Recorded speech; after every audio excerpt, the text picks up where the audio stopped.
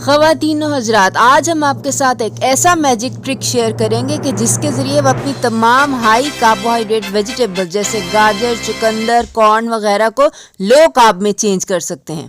तो इससे पहले कि हम ये मैजिक ट्रिक देखें, आप हमारे चैनल को सब्सक्राइब करें और बेल के आइकन पर क्लिक कर दें। अस्सलामुअलैकुम वरहमतुल्लाहि वबरकातुहू। हीलिंग हिजामा क्लिनिक से मैं डॉक्टर अस्मा महमूद हूँ और यकीनी तौर पे आप सोच रहे होंगे कि ऐसा कौन सा तरीका है जिससे हाई कार्बोहाइड्रेट वेजिटेबल और फ्रूट्स जो वेट गेन करते हैं और शुगर कॉज करते हैं उनको हम लो कार्बोहाइड्रेट वेजिटेबल्स और फ्रूट्स में चेंज कर सकते हैं, जिससे वेट लॉस होता है और शुगर ट्रीट होती है। तो इसका जवाब है फर्मेंटेशन। इस वीडियो में हम कुकम्बर यानी कि खीरा फर्मेंट करना सीखेंगे, लेकिन आप कोई भी और सब्ज़ी खा गाजर हो, चुकंदर हो या कॉर्न यानी कि मकई के ताज़ा दाने हो, इनको फर्मेंट कर सकते हैं।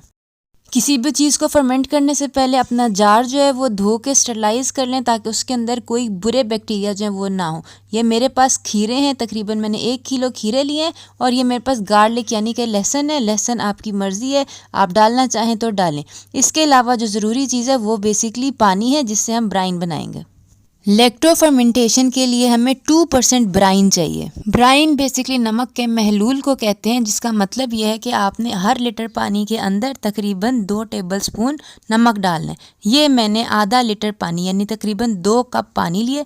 2 कप पानी के अंदर मैं 2 टीस्पून नमक डालूंगी।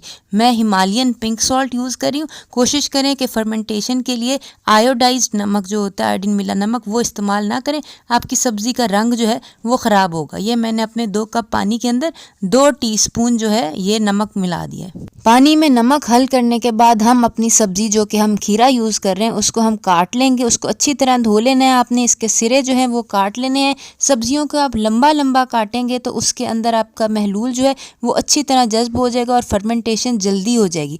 आप चाहें तो पूरी गाजर या पूरा खीरा जो है वो भी डाल सकते हैं, लेकिन उसके अंदर ये कि फर्मेंटेशन में फिर देर हो जाती है।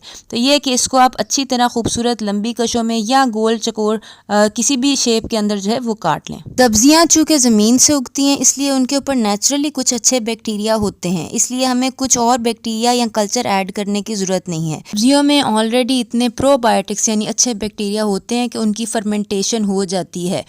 लेकिन ये है कि अगर आप दूध को फर्मेंट कर रहे हैं यानी कि कीफ़र बनाना चाह रहे हैं तो उसके अंदर आपको कीफ़र का कल्चर ऐड करना पड़ता है। कीफ़र का कल्चर और कीफ़र जो है हमारे क्लिनिक पर अवेलेबल है, ये भी ज़रूर बनाइएगा क्योंकि ये भी सेहत के लिए बहुत मुफीद होता है।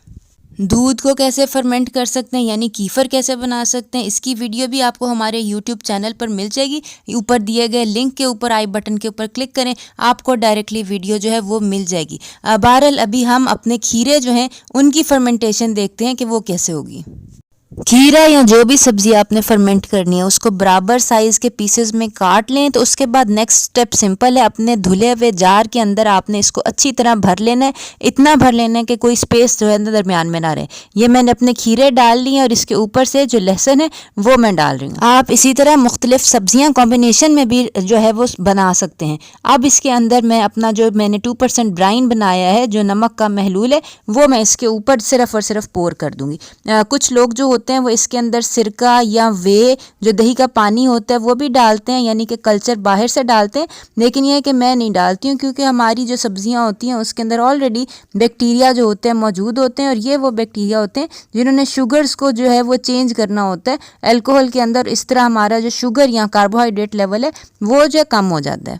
अच्छी तरह ऊपर तक जब आपका जार भर जाए तो बेसिकली आपने इसके ऊपर अपना जो लिड है वो डाल देना है। लिड से कवर करने के बाद तकरीबन 3 से 5 रोज़ तक हम इसको अंधेरे कमरे में रखेंगे।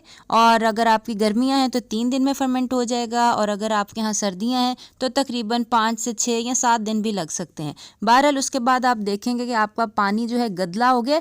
ये याद रखें कि रोज़ाना आपने इस जार को खोल के इसकी जो गैसेज हैं वो निकाल लेनी है, वरना ये बहुत ज़्यादा बबल्स जो हैं बिल्डअप हो जाते हैं और इतने ज़्यादा कि आपका जार भी फट सकता है। और ये जब आप खोलेंगे तो ये आपको खोलने में बहुत मुश्किल होगी, आसानी से नहीं खुलेगा।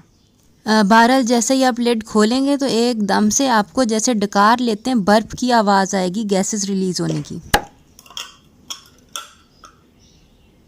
लें जी, ये मेरा फर्मेंटेड पिकल जो है ये 5 दिन में तैयार हो गया है। आप भी ज़रूर बनाइएगा और बताइएगा कैसा बना। ये पिकल्स आप अपने मशरूम एग ऑमलेट के साथ एंजॉय कर सकते हैं, जिसकी रेसिपी आपको ऊपर दिए गए आई बटन के अंदर मिल जाएगी। इसके अलावा जो भी आपकी मीट की डिश है उसके साथ भी अपने पिकल्स एंजॉय कर सकते हैं। वो लोग जो कीटो डाइट कर रहे हैं और कहते हैं कि अंडे और गोश्त खा खा के हमें गर्मी हो जाती है या हजम नहीं होता, उनके लिए ये पिकल्स बहुत अच्छे हैं। इससे आपका हाजमा भी ठीक रहेगा और इसके बाद जब आप सारा फर्मेंटेड पिकल खा लें तो जो पानी बचेगा वो आप एज प्रोबायोटिक ड्रिंक जो है वो पी सकते हैं, जो कि परफेक्टली कीटो फ्रेंडली है। तो ये बनाइएगा और बताइएगा कैसा बना। अपना ख्याल रखिएगा। आइंदा मुलाकात होती है। अस्सलाम वालेकुम व रहमतुल्लाहि व बरकातुहू।